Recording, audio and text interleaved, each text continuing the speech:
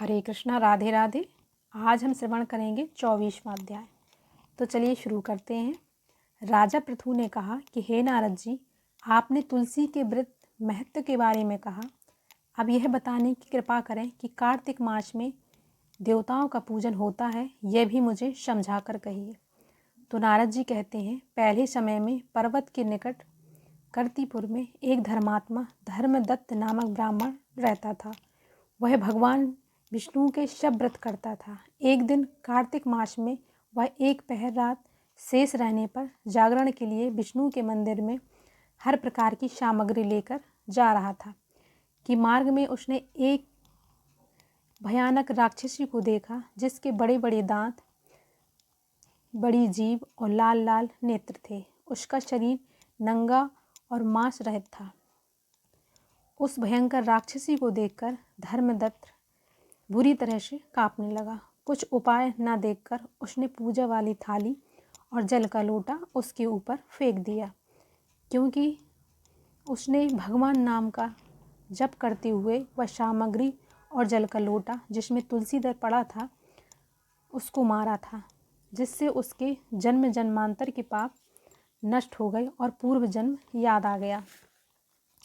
वह हाथ जोड़कर धर्मदत्त के चरणों में गिर पड़ी और बोली, हे विप्र, मैं पूर्व जन्म के कर्मों के फल से इस अवस्था को प्राप्त हुई हूँ।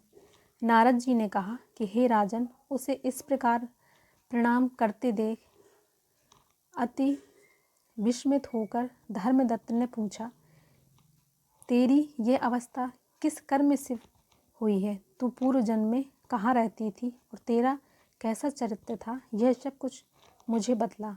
उस राक्षसी ने, जिसका नाम कलह था, कहा कि हे ब्राह्मण, सौराष्ट्र में भिक्षुक नाम का एक ब्राह्मण रहता था। मैं उसकी पत्नी थी।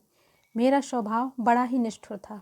मैंने अपने पति का कभी भला नहीं चाहा, न उसे कभी अच्छा भोजन और मिठाई ही खिलाई है। मैं प्रतिदिन उससे लड़ती झगड़ती रहती थी। मुझे इस प्रकार की झगड़ारू देख तथा नित्य प्रति की कलह से तंग आकर मेरे पति ने दूसरा विवाह करने का निश्चय कर लिया। यह सुनकर कि मेरा पति दूसरा ब्याह कर रहा है, मैंने उसके ब्याह से पहले ही विष खाकर अपनी आत्महत्या कर ली। मेरी मृत्यु के बाद यमदूत आए और मुझे गदा से मारते हुए यम के पास ले गए।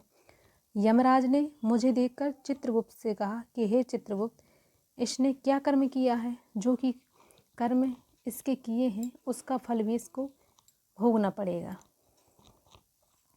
कलह ने कहा कि हे चित्रगुप्त, यमराज ने कहा, इसने अपने जीवन में कोई भी अच्छा काम नहीं किया है।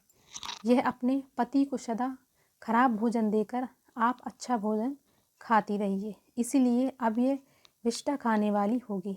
इसे अब शूकरी का जन्म दिया जाए। चूँकि यह अकेले ही पाक के बर्तन में भोजन करती थी, इसलिए यह अपने बच्चों को खाने वाली बिल्ली होगी। इसने अपने पति का क्रोध करके आत्मघात किया है, इसीलिए यह प्रेत योनि में जाएगी। अब आप इसको अपने दूतों द्वारा मरु स्थान में भेज दीजिए। वहाँ पर यह बहुत दिनों तक प्रेत योनि में रहकर फिर ये पापिन अपनी तीनों योनियों को भोगे। सो हे ब्राह्मण, मैं 500 वर्ष से प्रेत योनि में हूँ और भूख प्यास के कारण नित्य दुखी रहती हूँ। एक दिन भूख से तंग आकर मैं एक वेश्या के शरीर में प्रविष्ट हो गई।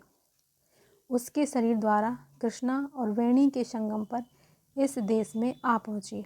एक दिन भगवान शंकर व विष्णु ने मुझे बलात् उनके शरीर से बाहर निकाल दिया। फिर मुझे आप दिखाई दिए। आपके लोटे से तुलसी जल का छींटा मेरे ऊपर पड़ा, जिससे मेरे सब पाप नष्ट हो गए। अब आप मुझे यह बतलाइए कि आगे होने वाले तीनों योनियों और इस प्रेत शरीर से किस तरह मेरी मुक्ति होगी। धर्मदत्त कलह की बात सुनकर उसके पिछले कर्मों और वर्तमान अवस्था को देखकर बड़ा दुखी हुआ। उसका दुख देखकर उसका चित्त पिघल गया। फिर उसने दुखित भाव से कहा। यहाँ पे अध्याय समाप्त होता है। राधे राधे।